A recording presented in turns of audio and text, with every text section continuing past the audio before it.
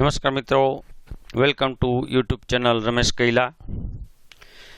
પ્રકરણ નંબર 1 એટલે કે પાર્ટ 1માં આપણે સરસ મજાના પ્રકરણો, જેમાં 1 થી 19 પ્રકરણો જોયા કોર્પોરેશનના, અને કેટલીક કોર્પોરેશનના જે પહેલા પ્રકરણમાં આવતી વ્યાખ્યાઓની આપણે સમજણ લીધી. એવો જ સરસ મજાનો વિડીયો અને આપણે પ્રકરણ 2માં આગળ થોડું જોશું. કોર્પોરેશનના કયા કયા એક્ટ છે તે જોશું, પણ વિડીયો સાથે અંત સુધી બની રહેશો. આપણા મિત્રો સાથે આ વિડીયોને શેર કરજો અને જ્યાં પણ જરૂર જણાય ત્યાં ચોક્કસ કોમેન્ટ કરજો. તો ચાલો જોઈએ પ્રકરણ 2 પાર્ટ 2. જીપીએમસી એક્ટ પ્રકરણ 2 બંધારણ એટલે કે કોન્સ્ટિટ્યુશનના આપણે વન લાઇનર જોવાના છે.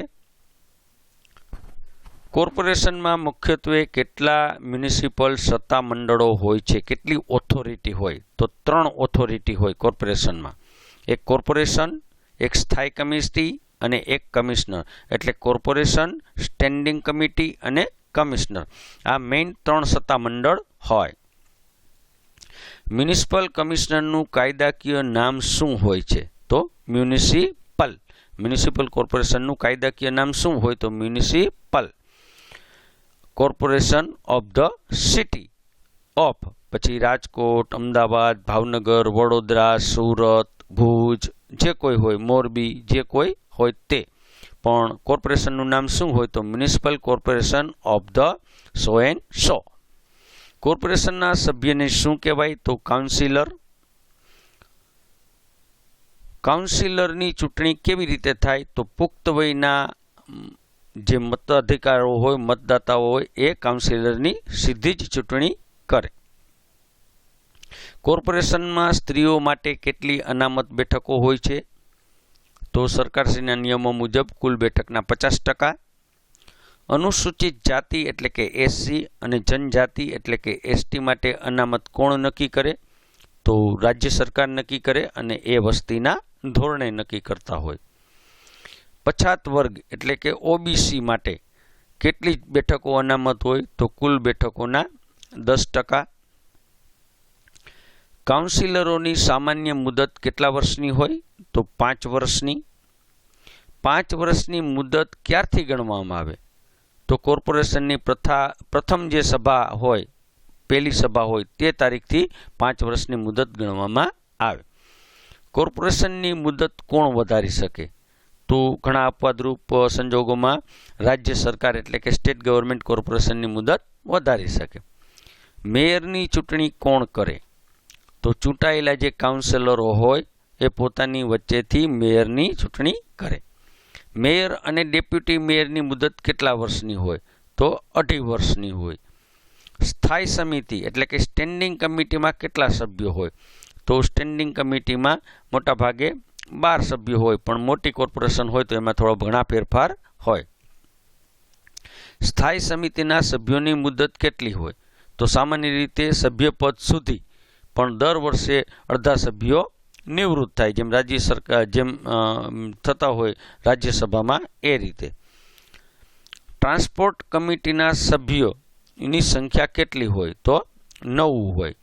મ્યુનિસિપલ કમિશનરની નિમણૂક કોણ કરે? તો રાજ્ય સરકાર કરે. કમિશનરની સામાન્ય મુદત કેટલી હોય? તો 3 વર્ષની હોય, પછી રાજ્ય સરકારે વધારી શકે. કમિશનરને હોદ્દા પરથી દૂર કરી શકે? કોણ કરી શકે? તો રાજ્ય સરકાર કરી શકે, અથવા તો કોર્પોરેશનમાં 5/8 સભ્યોની જે બહુમતી હોય તો એનાથી એ થઈ શકે. કમિશનરનો પગાર અને ભથ્થા કોણ નક્કી કરે? તો રાજ્ય સરકાર. શું કમિશનર કોર્પોરેશનના સભ્ય ગણાય છે? ના, તે વહીવટી વડા ગણાય. મેયર કોને રાજીનામું આપે? તો કોર્પોરેશનને. જનરલ બોર્ડમાં મેયર રાજીનામું આપી શકે. કાઉન્સિલર પોતાનું રાજીનામું કોને સોંપે? તો મ્યુનિસિપલ કમિશનરને. જો કોઈ સભ્ય સતત કેટલા સમય સુધી સભામાં ગેરહાજર રહે તો તેનું સભ્યપદ રદ થાય?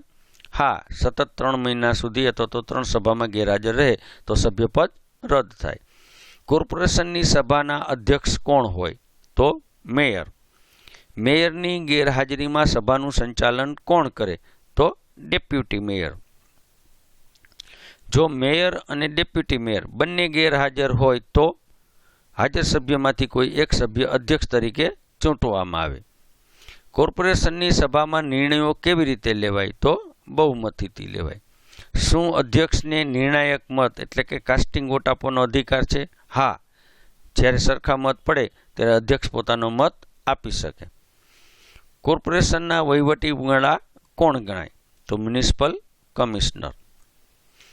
વોર્ડ સમિતિ એટલે કે વોર્ડ કમિટીની રચના કઈ કલમ હેઠળ થાય? તો કલમ 29A 29A. કેટલી વસ્તીવાળા શહેરોમાં વોર્ડ સમિતિ ફરજિયાત છે? 3 લાખ કે તેથી વધુ વસ્તીવાળા. સ્પેશિયલ કમિટીની નિમણૂક કોણ કરે? કોર્પોરેશન. સ્થાયી સમિતિના અધ્યક્ષની ચૂંટણી કોણ કરે? તો સમિતિના સભ્યો પોતાની વચ્ચે કરે. મેયરનું પદ ખાલી પડે તો કેટલા સમયમાં ચૂંટણી થવી જોઈએ? 30 દિવસમાં ઇલેક્શન થવું જોઈએ. કોઈ સભ્યને ગેરલાયક ઠેરવવાની સત્તા કોની પાસે છે? ચીફ જજ સ્મોલ કોઝ કોર્ટ પાસે. સભ્ય બનવા માટે લઘુત્તમ વય મર્યાદા કેટલી? તો 21 વર્ષની. કોર્પોરેશનના સભ્યને આપવામાં આવતા ભથ્થા કોણ નક્કી કરે? તો રાજ્ય સરકારની મંજૂરીથી કોર્પોરેશન નક્કી કરે. ટ્રાન્સપોર્ટ મેનેજરની નિમણૂક કોણ કરે? તો કોર્પોરેશન રાજ્ય સરકારની મંજૂરીથી. મ્યુનિસિપલ સેક્રેટરી કોના નિયંત્રણ હેઠળ કામ કરે? તો સ્થાયી સમિતિના નિયંત્રણ હેઠળ કામ કરે. કોર્પોરેશનની પ્રથમ સભા કોણ બોલાવે? Municipal commissioner. કોર્પોરેશનના સીલની કસ્ટડી કોની પાસે હોય? મ્યુનિસિપલ કમિશનર પાસે. કમિશનર પોતાની સત્તા કોને સોંપી શકે? તો ડેપ્યુટી કમિશનર અથવા તો આસિસ્ટન્ટ કમિશનરને. ડેપ્યુટી કમિશનરની નિમણૂક કોણ કરે? તો કોર્પોરેશન અથવા તો રાજ્ય સરકારની પૂર્વ મંજૂરીથી કોર્પોરેશન કરી શકે. શું મેયર કોર્પોરેશનના કોઈ રેકોર્ડ મંગાવી શકે? હા, કમિશનર મારફતે મંગાવી શકે.